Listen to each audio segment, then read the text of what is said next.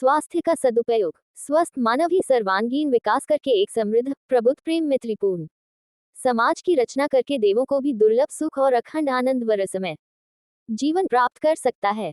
स्वास्थ्य का लक्ष्य भोगों का भोग मात्र ही नहीं है, इसका वास्तविक उपयोग सुख, शांतिपूर्ण समृद्धि में जीवन के साथ अखंड आनंद की प्राप्ति अथवा आत्मबोध की प्राप्ति या परमात्मा से योग है। सेवा के द्वारा मानव समाज को भोगों के संयमपूर्वक सेवन से अपने शरीर को तथा ज्ञान, वैराग्य और भक्ति के द्वारा अखिल ब्रह्मांड नायक सर्वसमर्थ परमात्मा को भी संतुष्ट एवं प्रसन्न कर सकता है और आवागमन के कष्टों से मुक्त हो सकता है। युक्ताहार विहार से निरोग एवं स्वस्थ शरीर प्राप्त करके विवेकपूर्ण चिंतन एवं विचारों से आप चिंताओं, टेंशन्स जो जिंदे शरीर को ही जलाने वाली हैं, बच सकते हैं। कारण कि चिंता मस्तिष्क में भासने वाला केवल कल्पित रोग है। इसके उपचार के दो प्रमुख साधन हैं। प्रथम, सार्वभौम माने जाने वाले मानव धर्म धृति, क्षमा, दमोस्तेय, शौचम, इंद्रिय निग्रह, धैर्यविद्या, सत्य, क्रोधो दस्कम, धर्म लक्षणम, मनुस्मृति अर्थात धैर्य, क्षमा, मन का नियंत्रण, चोरी न करना, शारीरिक एवं मानसिक पवित्रता, पांचों ज्ञानेंद्रियों एवं कर्मेंद्रियों का संयम, विवेक, आत्म अनात्म एवं परमात्म चिंतन, विद्या, ज्ञान, विज्ञान, कलाएं एवं आध्यात्म विद्या का अध्ययन एवं अनुशीलन, सत्य चिंतन, सत्य भाषण और उसी के अनुसार सत्याधारण और क्रोध न करना। इन सभी लक्षणों को प्रायः समस्त विश्व के मनीषी अपने अपने प्रकार से मानते एवं बताते हैं। दूसरा, अपने अपने समाजों के निर्धारित नियम, देश काल, परिस्थितियों के अनुसार सारे विश्व के मानव समाजों ने समृद्धि, सुख, शांति प्राप्ति के लिए नियम निर्धारित किए हैं। अतः सुख, शांति, समृद्धि प्राप्त करने के लिए इनका भी पालन अनिवार्य है।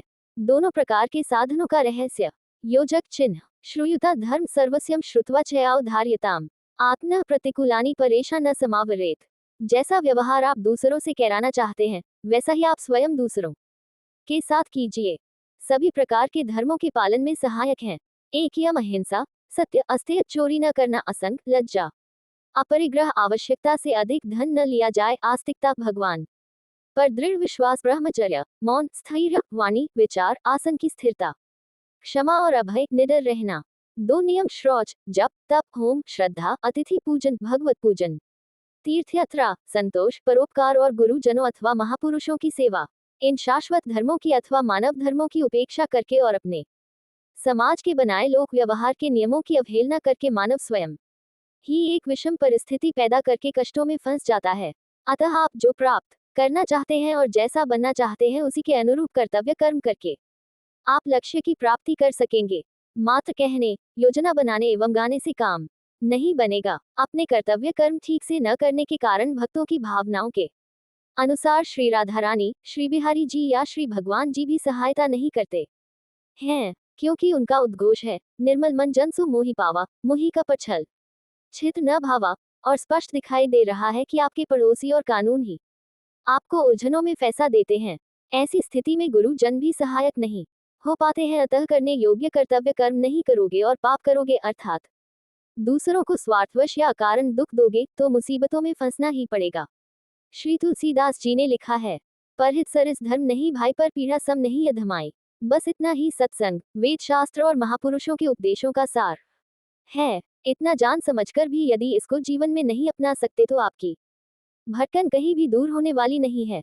गुरुजन या भगवान किस प्रकार आपके सहायक हो सकेंगे, क्योंकि जो आपको करना जरूरी है वह दूसरा कौन करेगा।